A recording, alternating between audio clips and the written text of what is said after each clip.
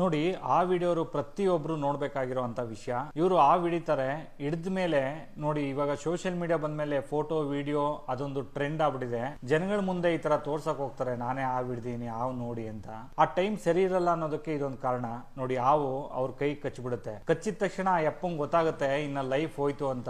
ನೋಡಿ ರಿಯಾಕ್ಷನ್ ಅಲ್ಲೇ ಗೊತ್ತಾಗುತ್ತೆ ಆ ಯಪ್ಪಂದು. ಆದ್ರೆ ಜನಗಳಿದ್ರಲ್ಲ, ಏನು ಮಾಡಕ್ ಆಗಲ್ಲ, ಅದಕ್ಕೋಸ್ಕರ ಹಾವನ್ನ ಹಿಡ್ಕೊಂಡಿದ್ದಾರೆ. ಗೊತ್ತಾಗಿದ ತಕ್ಷಣ ಹಾವನ್ನ ಬಿಸಾಕ್ತಾರೆ. ಗೊತ್ತು ಅವ್ರಿಗೆ ಪ್ರಾಣ ಹೋಗುತ್ತೆ, ಕಚ್ಚಾದ್ಮೇಲೆ ಬದುಕೋದ್ ಕಷ್ಟ ಅಂತ.